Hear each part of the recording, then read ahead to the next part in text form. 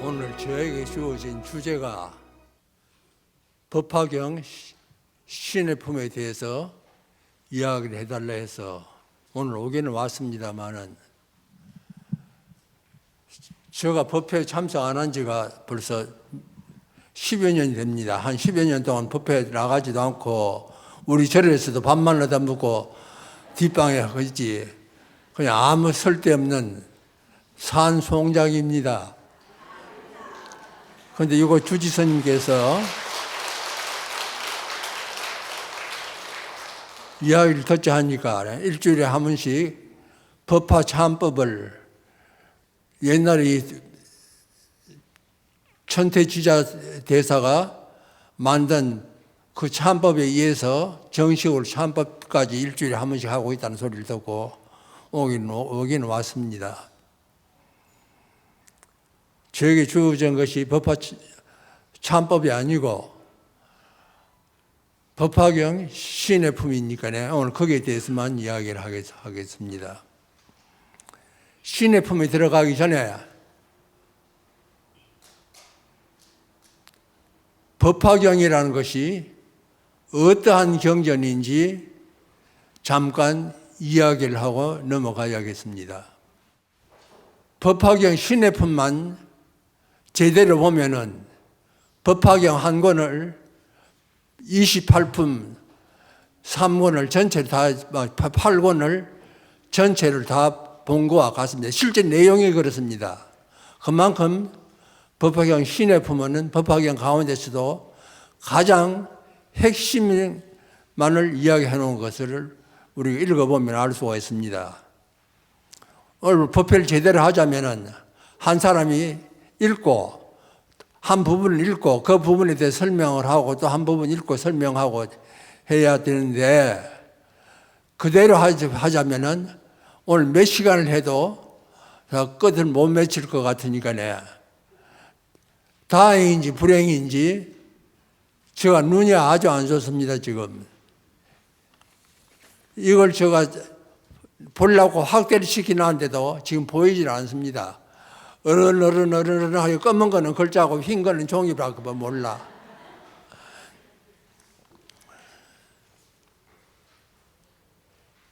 여러분, 방편품과 비유품은 지난주에 했습니까? 비유품의 가장 핵심이라고 할 수 있는 것이 어떤 부분이 여러분들은 어떻게 느꼈습니까? 지금부터 한 1970년도니까네 한 45년 됐나? 한 50년 가까이 됐을 겁니다. 그때 불교신문에서 법화경 비유품만 보면은 옛날에 어떤 사람이 길을 가다가 길에서 미친 코끼리를 만났다는 게예요. 그러니까 미친 코끼리가 아무거나 다 밟고 다 떠받고 하니까 도망을 가다가 보니까 마침 숨을 곳이 우물이 하나 있어. 그 우물이 마침 등나무가 나가지고 등나무 줄기가 우물 밑으로 쭉 쳐져가 있거든요. 그래서 등나무를 타고서는 내려가다 보니까 밑을 내다보니까 독사가 3마리 혀를 날라르면서 내려오기만 물라고 하고 있고, 위에는 미친 올라가면 미친 코끼리인데 짓밟혀 죽겠고, 그런데 위를 쳐다보니까 우물벽에서 흰지와 까만지가 차례로 나와서 등나무를 갈 거거든요. 그럼 매달리고 가만히 있어도 떨어지면 뱀인데 물려 죽겠고, 올라가면 코끼리인데 밟혀 죽겠고, 그런데 그 순간에 우물벽에서 벌이 집을 지어가지고 꿀이 똑똑 떨어지거든. 그래서 그 꿀도 한 바구니 떨어지는데 그 꿀 받아 먹는 맛에 내려가면 독사가 있다는 생각도, 위에 올라가면 코끼리가 있다는 생각도, 흰지 까만지가 그거 나무를 갉아 먹다는 생각도 싹 다 잊어먹어버리다는 게요. 그래 달콤한 맛에 취해서 사는 것이 바로 우리 인생이라 합니다. 그러면은 여러분들 같으면은 그 순간에 어떻게 하겠습니까? 1970년대 불교신문에다가 그것을 답을 할 수 있는 사람 답을 해달라고 신문에다가 광고가 아니고 정식 기사로서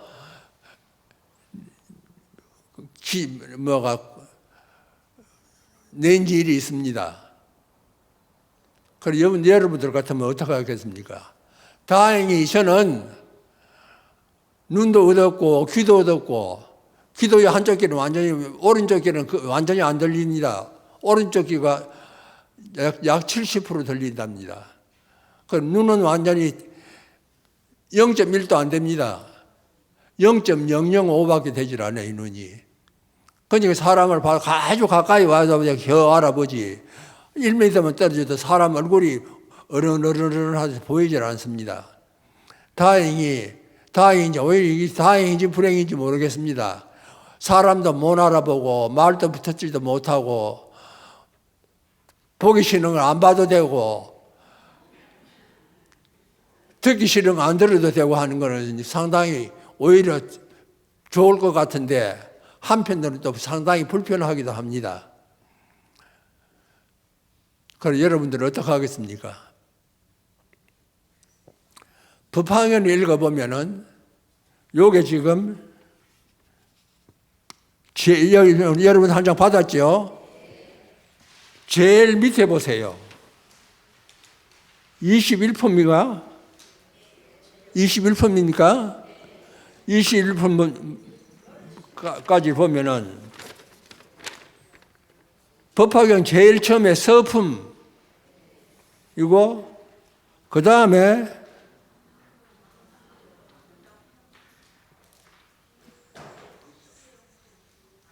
제9품인가 10품까지가 보면은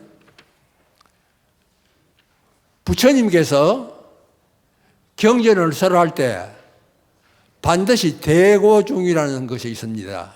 대고중. 누구를 대하여서 어떤 대중을 상대로 해가지고 법화경을 써야 되느냐 하는 건데, 여기 여러분들 보시죠. 저 혼자 이야기하면 내 주장이지, 실제 그 경과는 거리가 멀어지니까, 제가 그동안에 학교에서 20년 동안 법화경을 제가 강의를 했거든요. 강의를 하면서 강의 내용을 학생들이 알아보기 쉽게 자료로서 나눠준 겁니다, 이게. 서품과 11품부터는 대고종이 여러분들 자세히 보세요. 보살입니다. 그런데 방편품부터 제10까지는 대고종이 스님입니다. 즉, 법화경에 나온 대로 얘기하면 대고종이 성문성이에요. 부처님의 말씀을 듣고 깨치다 해서 성문이라고 합니다. 성문성입니다.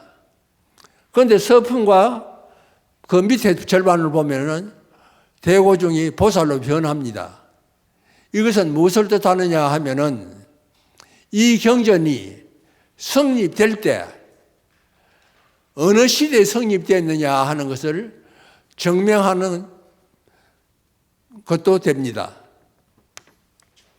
지금 우리나라 한국 불교 스님이라고 하면은 남방에 계율 중심으로 하는 남방 불교에 가면은 아이고 한국 스님들 대성불 불교 아니냐고 하면서 그래서 대성불교로 하는 거는 주체가 보살이거든요. 근본 불교와 지금 계율을 중심으로 남방 불교라는 데는 주체가 성문성입니다. 스님, 머리 깎은 스님입니다. 그래서 근본 불교에서 부파불교로 바뀌어가지고 부파불교에서 다시 대성불교로 바뀌는데, 대성불교로 바뀌면서 주체가 스님에서 보살로 바뀝니다. 보살이라고 그러니까 여러분들께서는 내가 여자니까 절에 가면 보살님 하니까 내가 보살인 줄 알면 천만의 말씀 보살이 아닙니다. 여성 신도지. 보살이라는 건 뭐냐면 보디사트바, 보리살타, 우리말로 하면 보리살타라고 읽습니다만은 깨치기는 깨쳤대. 아직까지 중생의 인연을 조금 가지 남아있는 사람, 그게 보살입니다. 그런데 만약에 완전히 중생과 인연을 끊어버리면은 부처는 부처고 중생은 중생이기라 부처가 아무 필요 없는 것이 되는 거예요. 그래서 중생을 제도하기 위해서 중생의 인연을 끊지 않고 부처님을 섬기는 사람들을 보디사트바 보살이라고 합니다. 그런데 보살이 있는 덕에 우리가 부처를 가까이 할 수가 있다는 거예요. 대신에 중생이 위기에 빠져가지고 아까 말했듯이 등나무에 흰지가 까만지가 그 나무를 깔아 먹는다는 것은 흰지는 낮을 말하고 까만지는 밤을 말하는 거예요. 싫든 좋든 나는 살아가면 나이를 먹게 되고 나이를 먹으면 늙으면 죽게 마련이라. 그래 흰지 까만지가 세월을 깎아 먹고 있다는 거예요. 그 떨어지면 독사인데 독사라는 것은 뭐냐면 삼독입니다. 탐진치. 이 삼독으로 인해서 어차피 나는 지옥이 떨어져. 그러니까 지옥에 떨어질 때 내가 지옥을 갈지 천당에 갈지도 모르고 고통은 심하고 항상 짜증내고 항상 화내고 항상 찌그럭찌그럭하고 살아가는 것이 우리 인생인 거예요. 그런 고통이 많고 분쟁이 심하고 갈등이 심하고 하니까 부처가 필요한 거예요. 깨치신 부처가 필요한 거예요. 모든 사람이 다 깨치버리면 부처가 할 일이 없어. 그대로 부처 갖다 내버려도 돼. 불상 구태의 법당에 안 모셔도 된다는 겁니다. 불상을 부처님 앞에 법당에다 모시려고 우리가 절을 하는 것은 나도 부처가 되기 위해서 이 세상 내 사회 내가 내 주위 사는 것이 그대로 부처님 국토가 되고 내 사는 곳이 부처의 세상이 되게 하게끔 그렇게 위해서 우리가 부처님을 섬기는 것입니다. 그리고 부처님의 가르침이 필요한 거예요. 그런데 여러분들 이거 나눠서 뭐 얼른 그걸 할 줄 아는데 법화경이 총 몇 품이에요? 28품이죠. 그런데 여기는 21품까지 해놨거든. 왜 그렇게 했어요? 법화경에 우리는 일반적으로는 모든 경전이 여시, 암은, 일시, 불, 제, 사회국, 지수, 급고도 해서 이와 같이 나는 들었노라. 내가 들었다는 건 내가 누구냐? 아른존자다. 그래 모든 경전은 아른존자가 듣고 아른존자가 설하는 것을 부처님 돌아가시고 나서 200년 후에 비로소 문자화됩니다. 옛날에는 부처님 당시에는 성인의 말씀을 문자화하면은 그 성인을 모도한다고 해서 모든 성인이 기록이 없어. 그래 인도의 고대사 기록이 없습니다. 전부 구전이지. 그래서 이걸 전문 용어로서 원시 21품이라고 합니다. 법화경 원시 21품이라 그럽니다. 처음 법화경 생기는 거예요. 그런데 여러분들 오늘 바로 신의 품에 하니까 여러분들 신의 품 한번 읽어봤는지 모르겠습니다만은 신의 품의 내용을 간단히 줄여서 이야기하면은 옛날에 어느 마을에 큰 부자가 살았던 모양입니다. 그리고 요새 말하면 장자로 하면 요새 말하면 재벌이거든요. 재벌이 있어서. 근데 아들을 하나 낳았는데 어릴 때 아들을 잊어먹어버렸어. 뭐 집을 나가버린 게예요. 그래서 항상 내 아들 어디가 찾느냐, 아무리 찾아도 아들을 찾을 길이 없어. 그래 아들을 못 찾고 내일이나 올라나 모레나 소식이 있을라나 하고서는 항상 툇마루에 앉아가지고서는 밖에 대문만 내다보고 있었다는 게예요. 근데 그때 이거 아들은 어떻게 됐느냐, 아주 어릴 때 겨우 걸음 배울 때 집을 나와버렸으니까 집을 잊어먹어버렸어. 우리 아버지가 있다는 그 자체를 잊어먹어버린 거예요. 근데 어느 흉년이 들어서 밥을 얻어 걸어진 지가 됐으니까 밥을 얻어 먹으러 다니다 밥을 잘 안 줘. 흉년이 들어서니까 그래 돌아다니다 하니까 소문이 들으니까 어느 마을에 가면은 큰 부자가 있는데 그 집에 가면 밥을 쉽게 얻어 먹을 수 있다고 하는 것을 소문으로 들은 거예요. 그래서 이 아들은, 거지 아들은 자기 아버지 집인지도 모르고 밥을 얻어 먹으러 간 거예요. 그래 밥을 얻어 먹으러 가보니까 화려한 기와집이 엄청 고리단같이 큰 집에다가 대문도 겹겹이 쌓아가지고서는 무서워서 들어갈 수가 없어.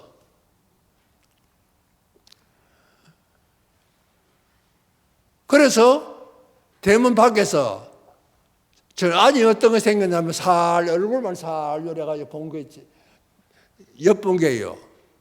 보니까 부자가 비단 옷을 입고 툇마루에 앉아서 밖을 내다보고 있거든.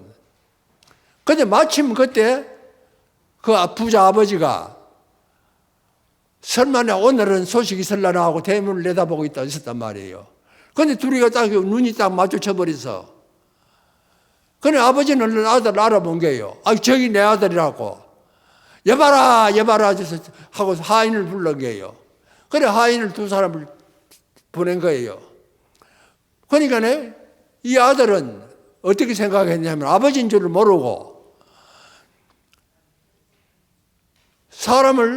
두 사람을 보내가지고 억지를 끌고 가려고 그러니까 틀림없이 이 사람이 날 잡아다가지고서는 종으로 부려먹으려고 한다고 날 살리라고 막 도망을 가버린 거예요. 깜빡 놀려가지고. 그러니까 아버지가 가만히 생각해. 저 아들이 본래 내 귀한 아들이지만은 오랫동안 거러지를 살다 보니까 거러지 품성이 되어버렸구나. 그래서 그 하인을 다시 부릅니다. 억지를 끌고 오지 말라고. 대신에 너도 같이 거러지 모양을 하라는 거예요. 그래 두 사람이 거지 옷을 입고 그 아들을 찾아간 거예요. 찾아가서 꼬시깁니다. 우리 밥 얻어 흉년이 져가지고 다른 데 가봐야 밥을 잘 안 준다. 근데 저 부잣집에는 가면은 밥을 잘 준다. 그러니까 우리 저 집에 밥 얻어 먹으러 가자고. 그래 꼬시기니까 솔깃하거든요.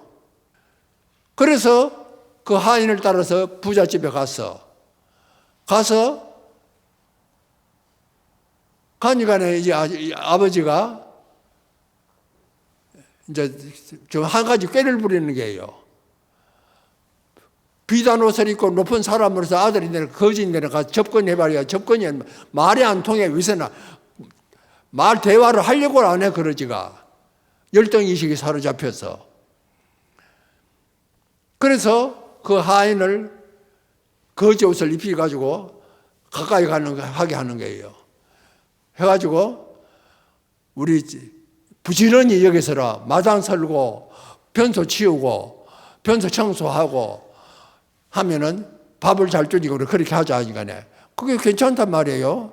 여러 집에 밥을 먹어 사는 것보다도 한 집에서 변소만 치워야지, 변소 청소만 하고 그 마당만 설어주면 밥은 잘 준다고 그러니까 이제 그렇게 하는 게예요. 그런데 이 아버지는 그 아들인데 가까이 가기 위해서 비단 옷을 다 벗어버리고 아버지도 다 떨어진 옷을 입고 얼굴에다 흙먼지를 덮어서고 옷도 일부러 더럽게 해가지고서는 거지 모양을 해가지고 가까이 간 거예요. 그리고 아들인데 가까이 하면서 우리 이 집에서 부지런히 일만 하고 마당 잘 설고 똥 잘 치우고 하면은 밥을 잘 주니 우리 그렇게 하자 하니까 가만히 보면 괜찮단 말이에요. 그래서 차츰차츰 아버지도 거지 옷을 입고 나타나니까 아버지하고 친하게 된 거예요, 이제.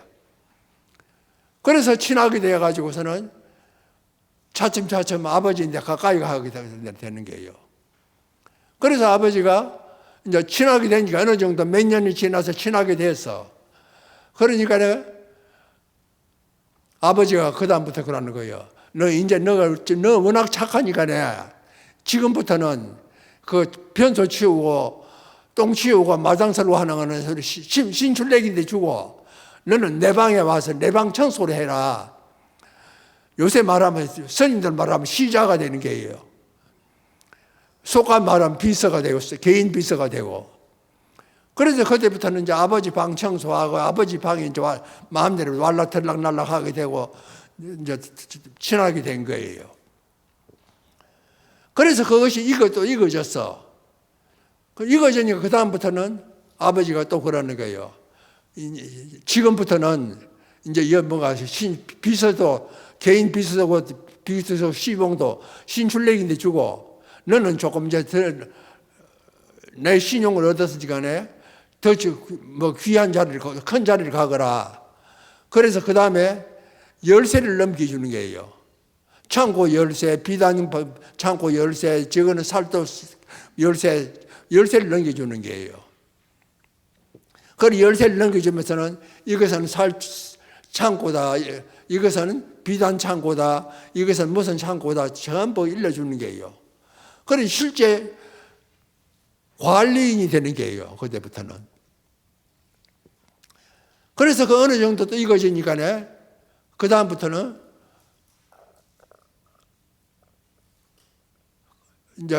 그러니까 이제 나이가 많아졌단 말이에요. 나이가 많아지니까 아버지가 죽을 때가 돼서. 그러니까 그 아들이 이야기를 합니다. 그때까지 아들인지도 모르는 거예요. 자기는 착실한 하인이지. 아주 아버지 대를 이을 아버지라는 것을 모르고 있는 거예요. 그래, 그걸 계획적으로, 아버지는 그 계획적으로 그렇게 사는 거예요. 그래서 죽을 때가 됐어. 아버지가 늙어 죽을 때가 됐어. 그래, 그 아들을 시켜가지고 장군 출신, 장군, 그리고 정치가 상인, 마을의 모든 정말 높은 지배층에 있는 사람들을 다 불러 모으는 거예요. 불러 모아놓고 부처님께서 말씀을 합니다. 부처님께서 아니고 그 장자가 이야기하는 거예요. 사실은 저 사람이 내 아들이다. 아들인데 어느 땐가 집을 나가가지고 거러지가 되어가지고 마음 자체가 거러지 생활을 오래 하다 보니까 마음이 거러지가 되어버리는 거예요.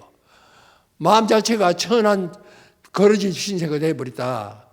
그런데 사실은 저기 내 아들이고 네 모든 재산은 내가 죽으면 저 아들한테 상속시키달라고 하고 유언을 하고 죽었다는 이야기, 그것이 바로 신의 품입니다.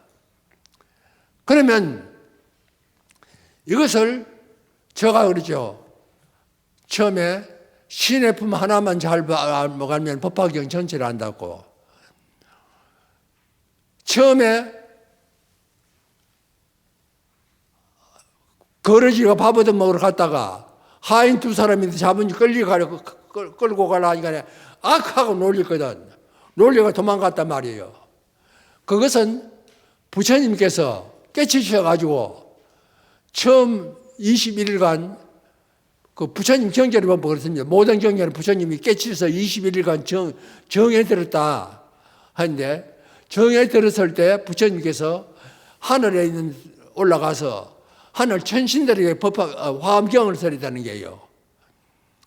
그런데 화엄경을 설하니까 아무도 못 알아들어. 깜빡 놀리기만 하는 거예요. 설마 내가 부처라고. 부처의 세계는 부처지. 어째 우리가 감히 부처가 되느냐. 깜빡 놀리가 아니라고 하는 거예요. 그래서 정말은 불교와 영영 거리가 멀게 된 거예요. 그런데 아까 두 사람은 거지 옷을 입혀가지고 꼬시가가 와가지고 변소 똥 치우고 마당 설고 했다는 것은 무엇이냐? 아함경이라는 게예요. 아함경은 착한 인연을 지으면은 착한 보호를 받고 과보를 받고, 나쁜 일을 하면 나쁜 과보를 받고, 인과응보, 그것을 가르친 것이 아함경입니다. 그래 부처님의 경전의 가르침의 첫걸음이에요, 그게. 그 다음에 출입자재, 아버지 방에 마음대로 왔다 들락날락 할 수 있는 권리를 줬다고 그러잖아요. 그것은 방등경이라는 얘기예요. 방등경 가운데 가장 그것이 우리가 지금 많이 접촉할 수 있는 것이 해신멸경이라는 것이 있는데, 그 실제 해신멸경은 방등부에 속합니다. 이건 여러분들 잘 들어보지 못한 말 이야기일 거예요. 그래서 방등경을 설한 것이 아버지 방에 마음대로 들락날락한 거기서 비유했다는 거예요. 그 다음에 열쇠를 주고, 이것은 뭐가 살창고다, 이것은 비단 창고다 가르쳐 준 것이 정말 재산의 관리를 마음대로 하게끔 넘겨준 것이, 그것이 바로 금강경이라는 게예요. 반야경. 그래서 반야경이 다 이끌어졌을 때 비로소 내 아들이다 선포를 해버리는 게예요. 그런데 철저한 계급사회 아니에요. 그런데 재산을 넘겨줄, 상속시킬 줄 장소에 바라문이 왔다 그러거든. 그건 뭘 뜻하느냐. 부처님 시대가 되면은 계급의 정말하면 그 차이, 계급 의식이 조금은 완화된 시대. 지금은 많이 완화가 되니까 인도 수상도 불촉 천인이거든요. 노예 출신이에요, 인도 수상이.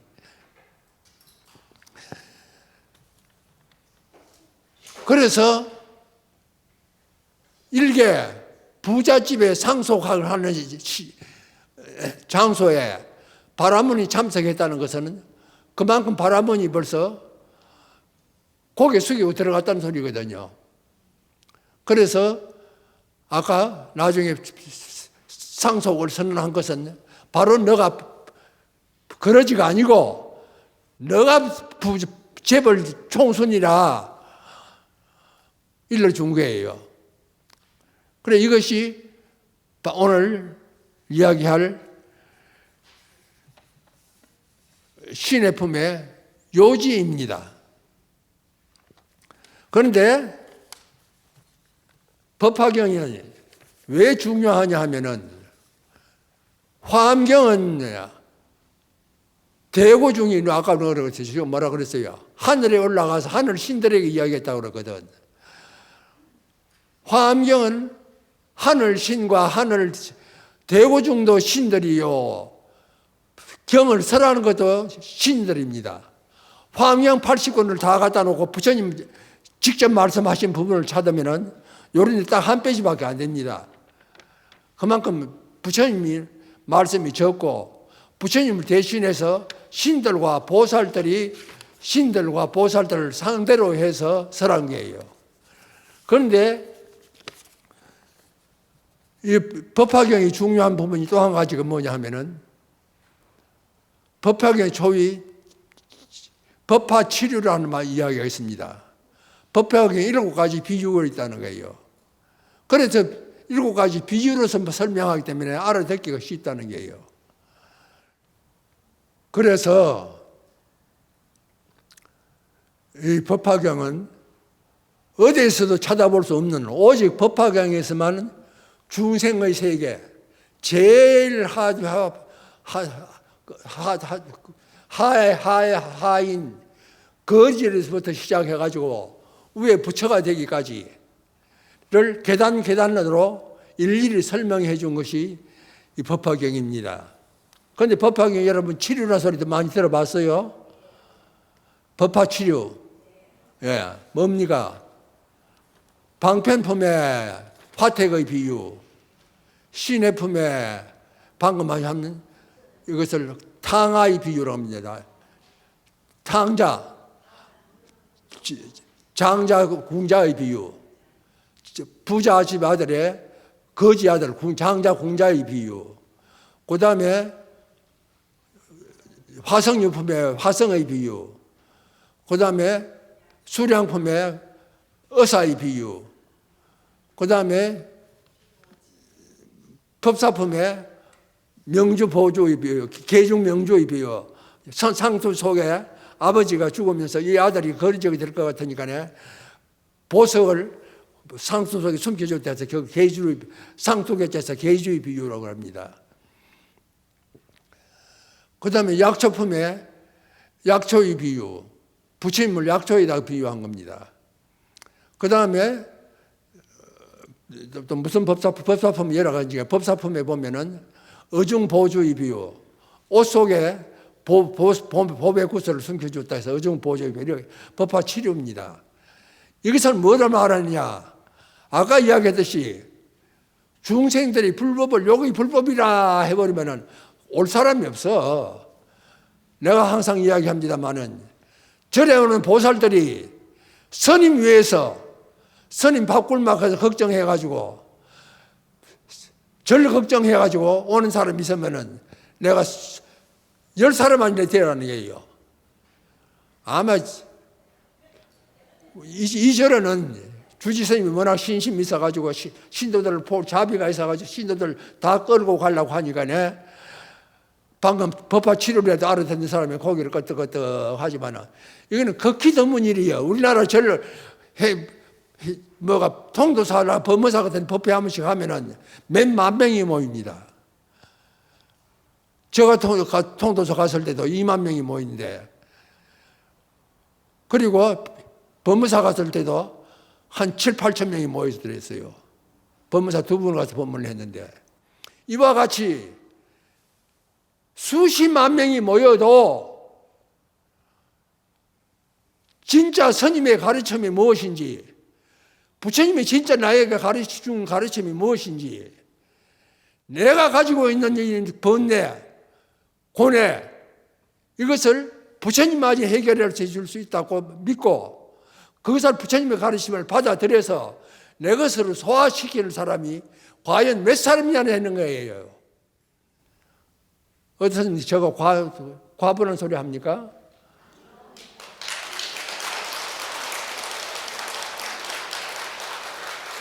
법화경만이, 그 많은 경전 가운데 법화경만이 이 7가지 비유를 들어서 일일이 비유를 들어서 설명해 주고 있는 겁니다. 비유와 인연. 여러분들 한글 잘 아시죠? 세종대왕의 한글을 제작하신 후에 제일 먼저 한문경전을 유불선, 유교책, 불교책, 도교책, 이것을 한글로 번역해서 제일 처음 먼저 번역한 게 뭔지 아세요? 모르시죠, 그거는? 우리는 한글은, 이거, 요새 나는 신기해, 요새 사람들 보면은. 나는, 우리 세대는 복사시대를 그럽니다, 공부를 하는 방법이. 무슨 일도 한 구절이 나오면은 경전을 찾아가지고 복사를 해가지고 요거는 어느 경전, 신수대장경 몇 부, 몇 권, 몇 페이지, 몇 단에 있다는 것을 전부 그걸 잘라가지고 노트에다가 붙여가지고 공부를 했거든요. 그래 우리 세대는 복사시대를 갑니다. 우리 이전의 선생들, 교수들은 그때는 필기시대라. 전부 일일이 필기를 해야 돼. 그래서 제가 대학 다닐 때 제일 무서운 선생이 김동환 선생이라는 분인데, 이분은 강의라면 딱 들으면 석판에다가 그것도 정석 아니고 초서로 막 한문으로 쭉 한 거 쓰는 거예요. 써놓고 바로 설명이 들어갑니다. 그러니까 밑에 있는 사람은 초서로 쓰는 지금 무슨 자인지 몰라. 교수님 저거 무슨 자입니까 하면은 집에 가서 공부해. 내가 다 일러주면 너 공부할 거, 너희들 공부할 게 없잖아. 그 필기시대입니다. 우리 밑에 우회 교수는 필기시대입니다. 우리 우회 선배들 다 필기시대고. 그래도 한문이라도 종이 경전이 생기고 난 후에는 그 종이 돈만 있으면 종이 경전을 구할 수가 있었지만 그 이전에는 종이 경전마저도 없고 대나무 쪼가리다가 그걸 했거든요. 그래서 우리 지금 현재 한문 보면 책이라는 거 이래가지고 해놨거든요. 대나무 쪼가리를 엮는 것이 옛날에는 경이 그랬던 거예요. 옛날에 책이라는 것은 대나무 쪼가리 한 겁니다. 그리고 대나무 석이라고 나무 쪼가리도 하고 합니다만은 그래서 우리는 일일이 그걸 복사를 해가지고 그래서 나 아직 내 버릇이 남아서 여러분들한테 복사를 나눠준 게요. 보라고. 근데 요새 분들 보니까네, 아유, 복사도 안 하고, 내가, 제가 서실에 간간히 나가는데, 그 보살님들이 많아. 그런 내가 배운 대로 무슨, 무엇을 쓸 것이냐 해가지고, 갖고 가가지고 선생님들 서달라고 하거든요. 원장님들 서달라면 서주는데, 나는 몰라서 일일이 그걸 할 때, 지금은 눈이 어두워서니까 아직 못 보니까 이제는 그것도 조차 못 합니다.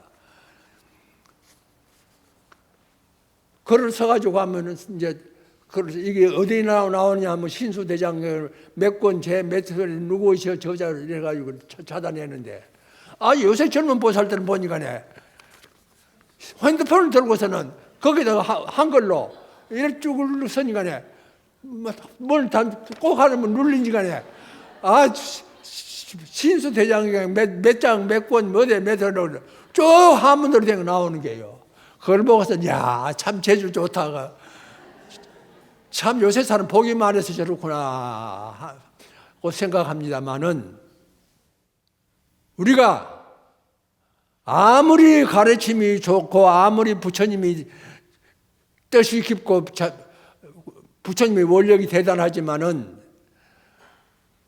부처를 밑에 맨날 듣고서는 그것을 기억 못하고 다섯다해서 쭈꾸꾸꾸 해서 후지실주당이 딱 버리고 하는 그런 업이 남아있는 한에는 부처는 부처고 중생은 중생입니다. 아무리 재벌집 아들이지만은 그러지를 돌아다니면은 그러질 수밖에 없어. 그 거러질 신세를 면하지 못하는 사람들을 중생들을 위해서 부처님께서 굳이 법화경을 설하시고 더구나 신의 품에서는 그것을 꼬지꼬지 일일이 다 그걸 해놨어. 그래서 아직 오늘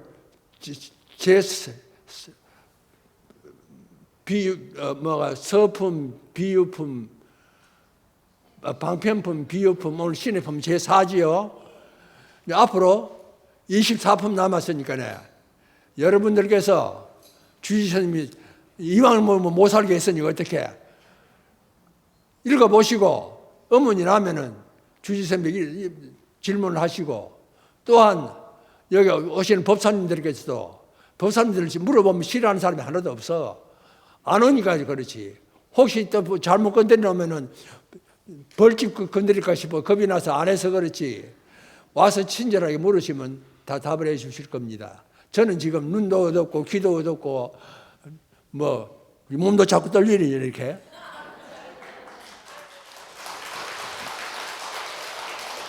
더구나 우리 불교 신도들은 대부분 나이 50, 60 넘은 사람들이 대부분입니다. 그런데 다만 한 가지 제가 여러분들에게 머리 허연 노보살님들에게 부탁하고 싶은 것은 보나 마나 내가 안 봐서 보나 마나 젊을 때도 혼자 나왔을 거예요. 남편도 안 데리고 오고 할머니 따라서 절에 한 번씩 가본 것이 그것이 인연이었을 거예요. 그러면 열반락을 못 이루는 게요. 부처의 세계에 들어가지를 못해. 내 혼자 나오면은 대표 선서 하나가 나가는 걸 뭐라 그래요? 올림픽이라고 하지. 대표에서 아무리 잘해도 대표에서 하나밖에 못 나가. 단 마라톤은 3사람까지 나갈 수가 있습니다. 그럼 혼자 나오지 말고 여기는 올림픽 경기장이 아니니까네. 여기는 절이라. 절이니까네. 어머니도 데리고 나오고 딸도 데리고 나오고 며느리도 데리고 나오고 손자도 데리고 나오고 그래야 몇만 명이 들어와야 그래도 뭐가 되지. 부처의 나라를 이루든지 불국 정토를 이루든지 할 것 아니에요.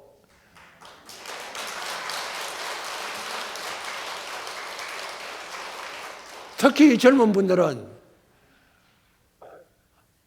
지금같이 맨날 대표선 하나만 나오다 보면 나중에 제사밥도 못 먹는다 먹어. 여러분들 노보살님들 계시는데만 어때요? 며느리 안 오면은 제사 지내기 싫어서도 절에 안 나간대요. 제사 지내기 싫어서 교회 나간대요. 이게 내 소리가 아닙니다. 난 들은 소리예요. 그러니까 올림픽 경기를 끝까지 하시지 마시고 대표 선수 교체도 해야 돼. 대표 선수도.